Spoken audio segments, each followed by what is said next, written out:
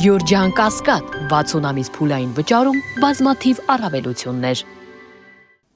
Սիրելի հայրենակիցներ, մենք ապրում ենք մի ժամանակաշրջանում, երբ շատերին թվում է, թե պետությունների ճակատագրերը որոշվում են ինչ-որ օտար տեղերում, որոշվում են արտաքին ուժերի կողմից։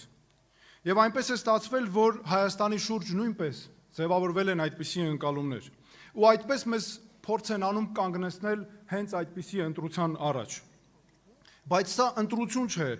որ ժողովուրդն ինքն իր համար կարող է անել սեփական պետության համար։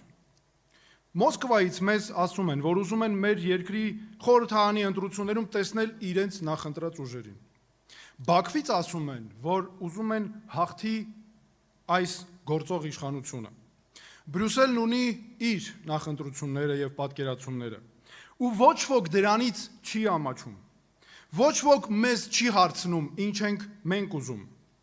Երբ տարբեր մայրաքաղաքներից փորձում են միջամտել ու որոշել, թե Հայաստանի խորհրդարանական ընտրություններում ով պետք է հաղթի,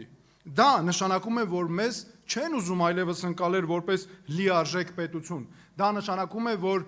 մեզ սա ուղի է, որ տանում է մեզ կախվածության, եւ հետո որևէ արտաքին ուժ էլ կարող է զոհաբերել հանուն իր շահերի։ Հայաստանի ընտրությունները չեն կարող լինել օտար շահերի համար հանրաքվեի։ Սա ընտրություն չէ օտար ճամբարների միջև, սա ընտրություն է հանուն անկախ ու ինքնիշխան պետություն ունենալու։ Նա, ով առաջարկում է ընտրել, քվեարկել Ռուսաստանի համար կամ Արևմուտքի համար, նա, ով վախեցնում է մեզ ասելով կամ ես, կամ պատերազմ, իրականում մեկ բան է անում, վաճառում է Հայաստանի ինքնիշխանությունը ընտրական արդյունքի դիմաց։ Երկրի արտաքին քաղաքական ուղին ձևավորվում է, որոշվում է երկրի շահերով, այդ շահերի վրա հիմնված միջազգային պարտավորություններով, ինստիտուտներով, այլ ոչ թե վախերից ելնելով։ Զորեղ բանակ, կայուն ինստիտուտներ, հաշվարկված դիվանագիտություն, խելամիտ որոշումներ եւ արդար պետություն։ Եվ ոչ թե հարմարվողականություն, արդարացումներ եւ անընդհատ զիջումներ։ Մենք արդեն տեսել ենք, թե ինչ է նշանակում,